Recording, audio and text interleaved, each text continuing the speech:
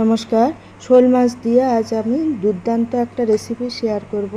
বড় সাইজের একটা 800 গ্রাম মতো শোল মাছ নিয়ে এসেছিলাম।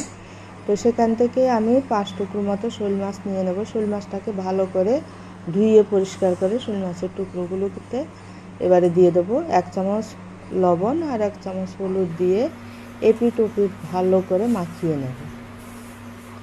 তো মাছটাকে মাখিয়ে নিয়ে এবার কড়াইতে দিয়ে দেবো পরিমাণ মতো সর্ষের তেল। তেল গরম হলে মাছের টুকরোগুলোকে এক এক করে তেলের মধ্যে ভাজার জন্য ছেড়ে দেব।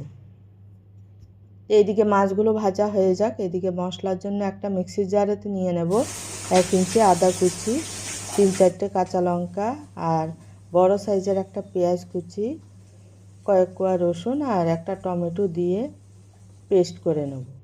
মিক্সিতে পেস্ট করে নিয়ে এবার এটাকে একটা বাটিতে ঢেলে নেব পেস্টটাকে। এবারে কিছু গুঁড়ো মশলা মেশাবো।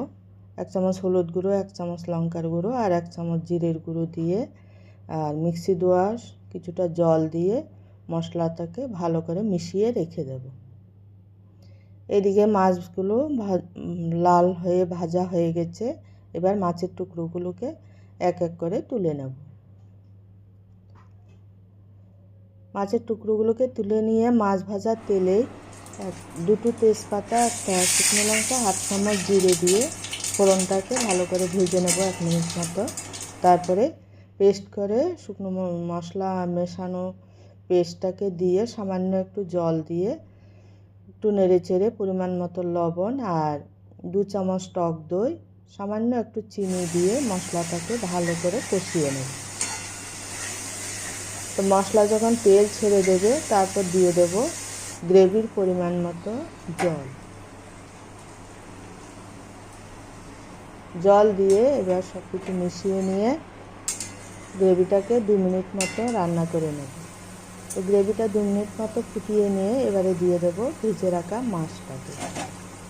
মাছটাকে দিয়েও আরও 2 মিনিট ফুটিয়ে নেব।